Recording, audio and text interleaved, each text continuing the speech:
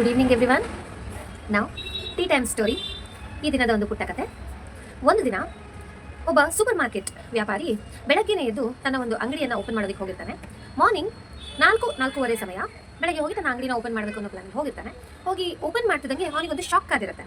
ಏನಪ್ಪಾ ಅಂದರೆ ಹೊರಗಡೆ ಒಬ್ಳು ಬಿಳಿ ಸೀರೆ ಉಟ್ಕೊಂಡಿದ್ದಂಥ ಮಹಿಳೆ ನಿಂತ್ಕೊಂಡಿರ್ತಾಳೆ. ಅವಳು ನೋಡಿದ ತಕ್ಷಣ ಒಂದು ನಿಮಿಷ ಇವನಿಗೆ ಭಯ ಆಗ್ಬಿಡುತ್ತೆ. ಜನಗಳು ಯಾರು ಓಡಾಡ್ತಾ ಇಲ್ಲ, ಬೆಳಗಿನ ಜಾವ, ನಸುಕಿನ ಸಮಯ.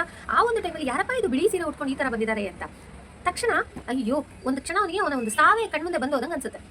ಆದ್ರೂ ಧೈರ್ಯ ಮಾಡ್ಕೊಂಡು ಆ ಮಹಿಳೆ ಹತ್ರ ಹೋಗಿ ಕೇಳ್ತಾನೆ, ಯಾರಮ್ಮ ನೀನು, ಏನ್ ಬೇಕಾಗಿತ್ತು?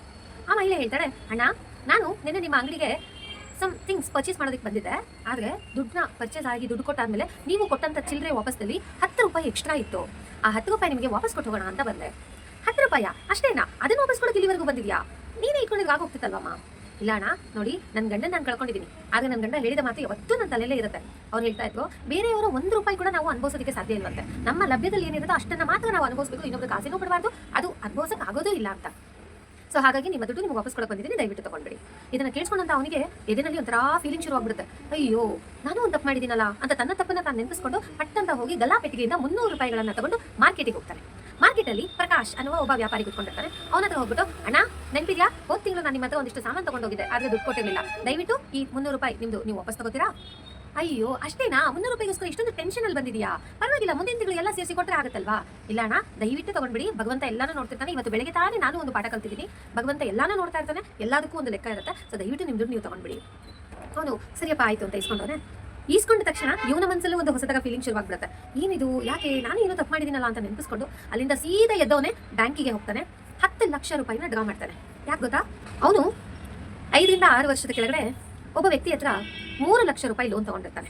ಆದರೆ ಲೋನ್ ಕೊಟ್ಟಂತ ವ್ಯಕ್ತಿ ಕೊಟ್ಟು ವಾರದ ಒಳಗಡೆ ಒಂದು ಆಕ್ಸಿಡೆಂಟಲ್ಲಿ ಸತ್ತೋಗಿರ್ತಾನೆ.